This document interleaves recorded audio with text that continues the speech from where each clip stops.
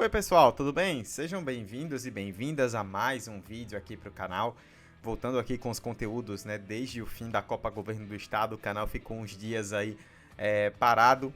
A temporada dos times sergipanos de primeira divisão acabou, eu também particularmente com agenda de trabalho extensa, o canal acabou ficando um pouco parado, mas a gente vai retomando aos poucos com os conteúdos e com notícias importantes que vão acontecendo, né?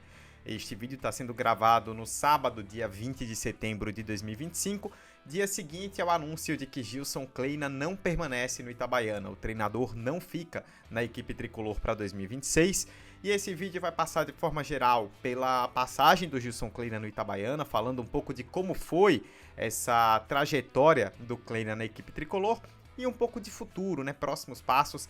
Óbvio que ainda estamos em setembro, a temporada é só em janeiro, tem muita água ainda para rolar, muito tempo para as coisas se resolverem, mas fato é que já é importante pensar no futuro, então vamos ver o que é que o Itabaiana vai fazer e a gente vai falar um pouco sobre isso por aqui. Antes disso, eu peço, como sempre, para você que nos acompanha, que deixe o like, que deixe o seu comentário para fazer com que esse vídeo se impulsione, chegue a mais pessoas no YouTube. E claro, para você que está chegando agora, não conhece os conteúdos e está gostando aqui do vídeo, se inscreva no canal e ative o sininho para receber notificações sempre de novos conteúdos focados em análises sobre o futebol sergipano. Muito bem, então, Gilson Kleina não é mais técnico do Itabaiana, o anúncio foi feito na noite desta sexta-feira, oficialmente pelo clube, tanto ele quanto Fabiano Chá, auxiliar técnico, deixam o comando do Itabaiana, com isso o Itabaiana está oficialmente sem treinador, até o momento, uma passagem curta, mas bastante proveitosa e muito importante do Gilson Kleina no Itabaiana. De forma geral, né, fazendo um balanço geral, e eu nem vou me estender tanto porque falei um pouco sobre isso também no vídeo pós-permanência do Itabaiana na Série C, tá aqui no canal, você pode acompanhar.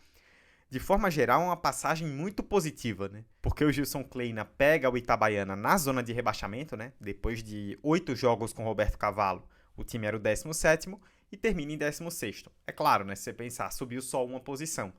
Mas o grande objetivo do Itabaiana era justamente não ser rebaixado. E essa briga ela é meio de foice, né? Quase foice no escuro. É uma briga muito selvagem para fugir do rebaixamento na Série C. Então o Gilson Kleina conseguiu cumprir esse papel, que era o mais importante, e ainda terminou com o título da Copa Governo do Estado, que eu até também falei no pós, né?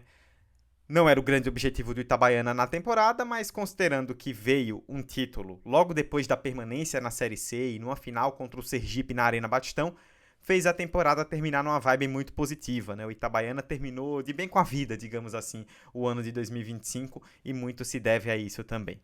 De forma geral, como vocês estão vendo aí, o Gilson Kleina teve um aproveitamento de 58,3% em 16 jogos, foram 8 vitórias, 4 empates e 4 derrotas. Se eu for contar apenas a Série C, foram 11 jogos com 4 vitórias, 3 empates e 4 derrotas, um aproveitamento de 45,5%. E aí, como eu falei, né, a permanência na Série C e o título da Copa Governo do Estado. Na Série C, como vocês viram, um aproveitamento de 45%, e que acabou sendo muito melhor do que o aproveitamento que o Itabaiana tinha antes dele, né? Nos 8 jogos com Roberto Cavalo, um aproveitamento de 29%, nos 11 com Kleina, 45%. É claro, ele teve 3 jogos a mais, isso pesa, né? Você tem mais oportunidades.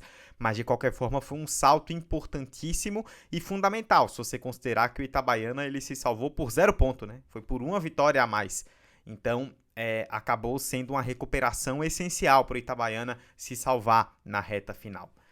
O Gilson Kleina conseguiu, ao longo da sua passagem pelo Itabaiana, montar um time muito pragmático, que era minimamente sólido na defesa e pouco produtivo, é bem verdade, mas eficiente no ataque quando precisou.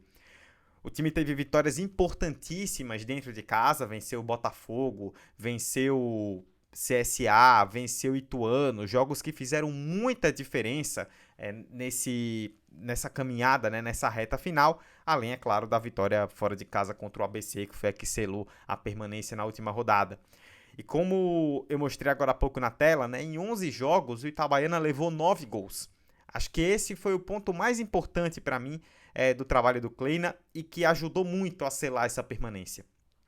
O Itabaiana, ele tinha um seríssimo problema defensivo com o Roberto Cavalo. Foi um time que teve várias rodadas seguidas levando gols no primeiro terço ali do campeonato, quase até a primeira metade. Um time que defensivamente sofreu muito.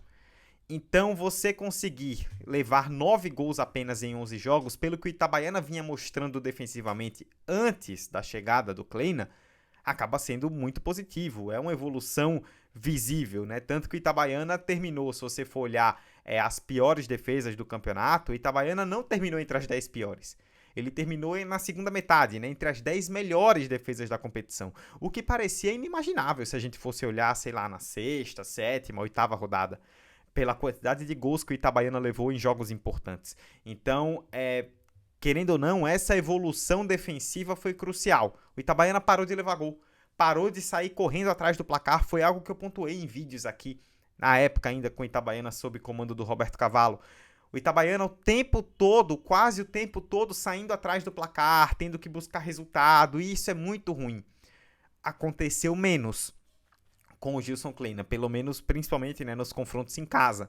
Vamos lembrar de tudo aquilo que a gente colocou, né, quando o Itabaiana se salvou, e não só ali, mas ao longo de todo o campeonato, de como a campanha fora de casa foi muito ruim, né? Apenas uma vitória em 10 jogos como visitante, mas curiosamente essa única vitória veio com o comando do Gilson Kleina na rodada final, né? A vitória contra o ABC, que salvou o Itabaiana do rebaixamento.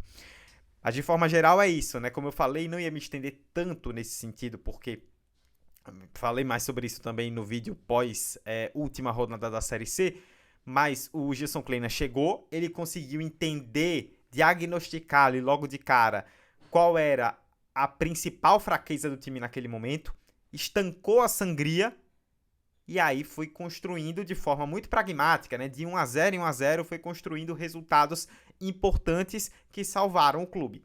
Das 4 vitórias que o Kleina teve sob o comando do Itabaiana na Série C, 3 foram por 1-0. Foi mais do que suficiente a nível de ponto. Até porque, como eu mostrei também há pouco, levou 9 gols em 11 jogos, é um número muito bom. Legal. Mas também fez 9 gols em 11 jogos, né? Então também ofensivamente não foi um primor, mas foi pragmático. Fez o suficiente para se salvar. E era disso que o Itabaiana precisava.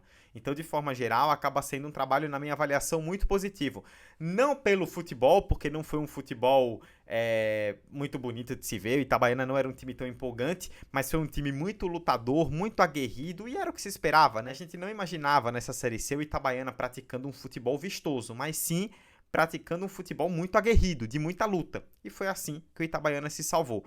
Com muita luta, com um time pragmático ofensivamente, mesmo fazendo pouco no ataque, quando fez foi o suficiente, e defensivamente bem mais sólido. Passando por tudo isso que o Gilson Kleina conseguiu colocar, o Itabaiana conquistou o seu grande objetivo e se salvou do rebaixamento. Óbvio que na minha avaliação, o mais importante seria o Gilson Kleina ficar, né? Porque aí você já carrega uma base, ele já conhece o elenco, já observa quais mudanças seriam necessárias e aí você já começa o planejamento para 2026. Não foi o caso, né? Vamos lembrar que o Gilson Kleina, ele é um treinador de nome, né? Ele, principalmente nas divisões menores, né? Ele já passou, por exemplo, pelo Palmeiras, né? A passagem talvez até mais conhecida da carreira dele pelo tamanho do time que treinou, mas já treinou vários times importantes em Série B de Campeonato Brasileiro, por exemplo. Até chamou atenção um pouco, né? Quando ele veio pro Itabaiana, porque querendo ou não, um time que estava brigando para não cair na Série C, né? Não, talvez não era de se imaginar esse passo na carreira do Gilson Kleina nesse momento, mas acabou acontecendo. Imagino eu que ele tenha feito pedidos os quais o Itabaiana não foi capaz de igualar. E o Kleina é um cara que tem mercado, né? Principalmente na região sudeste, é um cara que consegue encontrar esse mercado. Então, faz parte, né, da vida, faz parte do processo. A gente está muito acostumado a ver isso no futebol sergipano, né? Treinadores que fazem bons trabalhos e aí ao final da temporada tem aquela tentativa de negociação, de ficar e acaba não acontecendo porque às vezes as pedidas são altas, os treinadores observam outros mercados, né, questões de projeto, enfim. A gente nunca vai saber 100% o que aconteceu, mas fato é que aconteceu. Kleina não fica, não é um movimento tão surpreendente se a gente for pensar, né? Por mais, repito, na minha avaliação, o ideal seria ele ficar, mas não é tão surpreendente esse movimento de saída. Bom, e o que fica para o futuro, né? É óbvio que, assim, nós estamos no final de setembro, como eu falei lá no começo, a temporada inicia em janeiro, tem muita coisa ainda para acontecer, o mercado ainda vai dar suas caras, muita água vai rolar embaixo dessa ponte. Mas, querendo ou não, o Itabaiana, agora sem treinador, já começa a pensar no seu futuro para 2026. E 2026, eu acho importante frisar isso, independentemente de qual perfil, de qual vai ser o estilo do treinador, mais experiente ou menos, enfim, independente de qual perfil o Itabaiana vai estabelecer, 2026 é um ano de consolidação importantíssimo. Porque se a gente for pensar nesse histórico recente, 2024 o Itabaiana sobe, consegue um acesso espetacular da Série D para a Série C.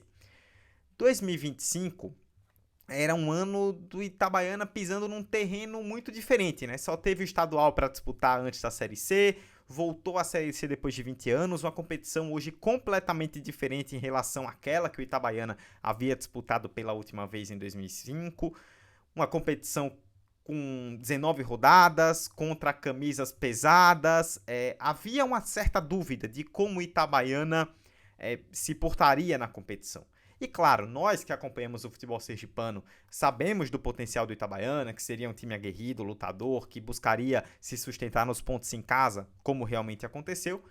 Mas ao mesmo tempo, para o público geral, para o grande público, para o meio do futebol que acompanhava, era um time do interior de Sergipe, do menor estado do Brasil, que conseguiu um grande acesso. Vamos ver agora do que esse time é capaz na Série C.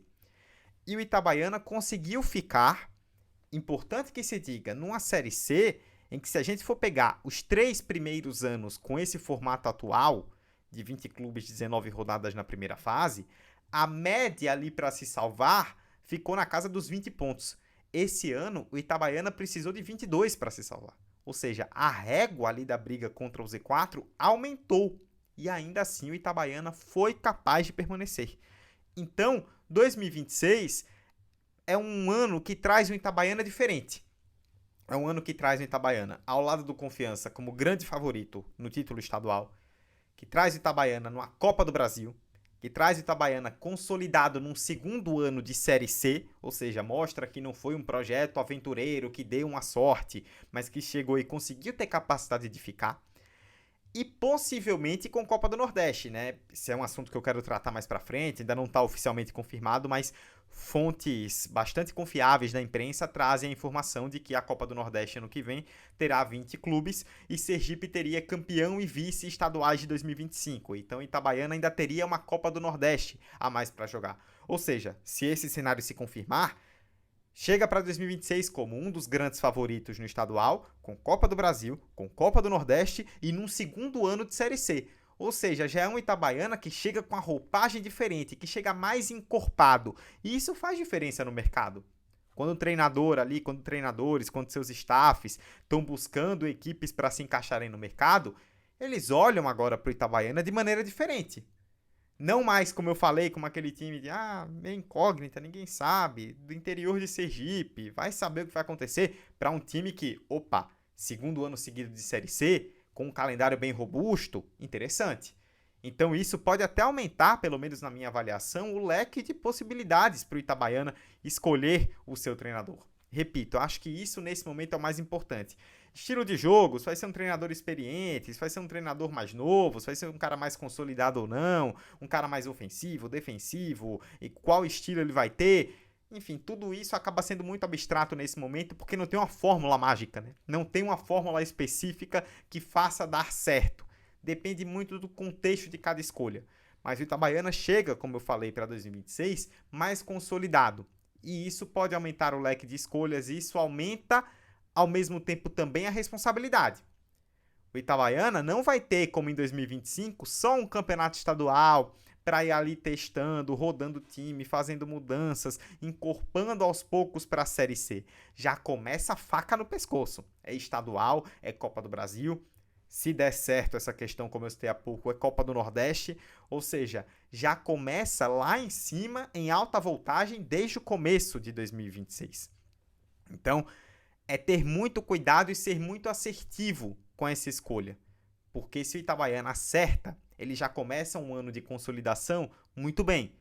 Se ele erra, ele já pega um ano de consolidação e perde tempo importantíssimo com competições grandes. Então, é ver o que vai ser essa escolha, é ter muito cuidado nessa escolha, fazer uma escolha assertiva e, acima de tudo, entender que hoje o Itabaiana, ele, ó, não estou falando aqui que virou o clube mais atrativo do universo, não é isso. Mas hoje ele está num patamar diferente em relação ao que estava quando entrou em 2025. Vamos ver se o time vai usar isso a seu favor. É isso, pessoal. Espero que vocês tenham gostado do vídeo aqui da análise. Como eu falei, né? Nós estamos em setembro ainda, o ano começa em janeiro, então seria até responsável da minha parte tentar cravar o que o Itabaiana deve fazer ou não agora na escolha de treinador, porque depende muito de como o mercado vai se ajustar, mas como projeção inicial acho que é importante pensar nisso, além, é claro, do balanço, como eu citei há pouco, da passagem do Gilson Kleina, da boa passagem do Gilson Kleina pelo Itabaiana, que terminou com objetivos, no plural, cumpridos ao fim de 2025. Repito mais uma vez para você que está chegando agora, gostou do conteúdo, gostou da análise, se inscreva no canal e ative o sininho para receber notificações sempre de novos vídeos por aqui com análises sobre o futebol sergipano. E se você, independente de chegar agora ou não, está assistindo esse vídeo e gostou, deixa o like, deixa o seu comentário, fazendo com que esse vídeo se impulsione a mais pessoas, compartilhe com a galera, com torcedores do Itabaiana que você conhece, com pessoas que acompanham o futebol sergipano que você conhece. É sempre bom fazer com que esse conteúdo se espalhe organicamente ao maior público possível. É isto, pessoal. Muito obrigado pela audiência mais uma vez e até a próxima. Valeu!